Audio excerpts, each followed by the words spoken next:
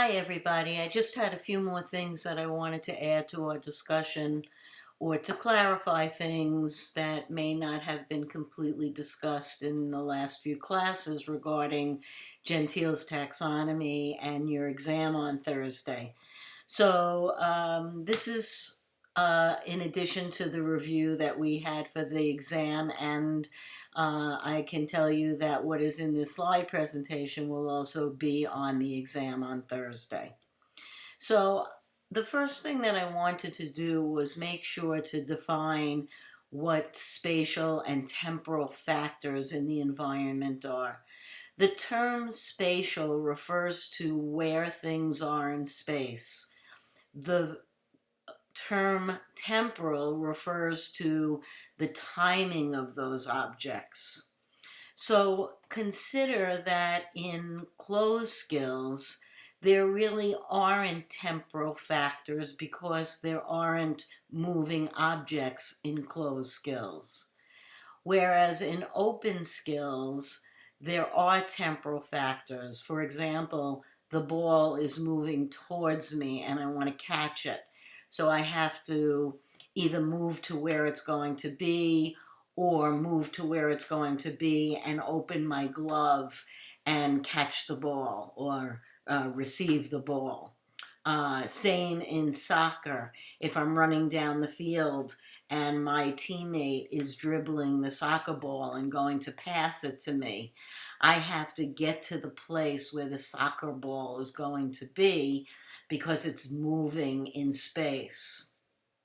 So those would be the temporal factors, and temporal factors are only important in, let me rephrase this, environmental temporal factors are only important in open skills. I want you to also realize, and I'm going to talk about this in later lectures, that we have our own timing to movement that we're doing, and those would be considered temporal components of our movement. What I'm talking about here today are the temporal factors of the environment. And also you'll see in the next slide referring to how fast the individual is actually moving or how fast the vehicle is moving that that individual is in. So I have been talking about the dead space. And this is a very important period of time because it represents basically a time when we are kind of stuck in responding to a stimulus, and we get another stimulus during that time period, and we can't respond to the second stimulus until the first stimulus has actually been responded to.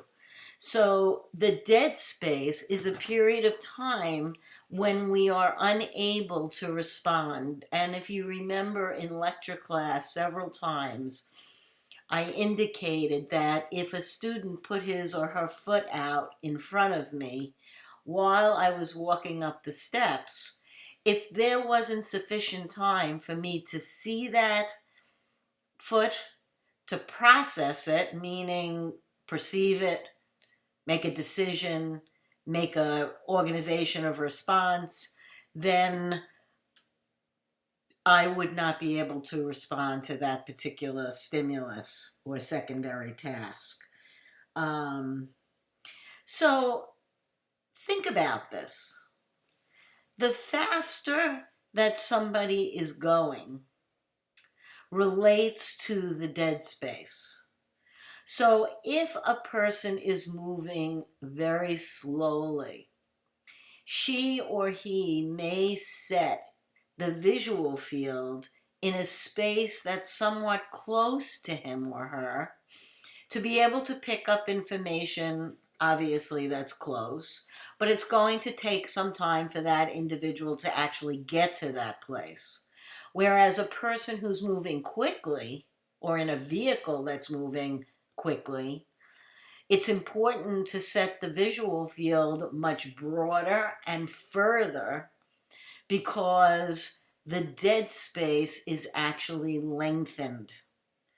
So what I want you to consider online in a pop quiz is, how does the visual field change due to speed? Or in other words, how might the dead space change when you're moving slowly and when you're moving quickly? If you go to the discussion page, there'll be a 1-point pop quiz for you to take before the midterm exam on Thursday. Exam 1 will consist of 35 multiple choice items. Each will consist of 5 choices. The 4th and the 5th choice in my multiple choice items have, for response D, they usually have A and B, or B and C, or A and C, and then E is usually all of the above. This kind of test requires that you take it, or that you approach it with a strategy that will help you to pass the test. Make sure to read the STEM. The STEM is what we would refer to as the item question, or what the item is actually querying about.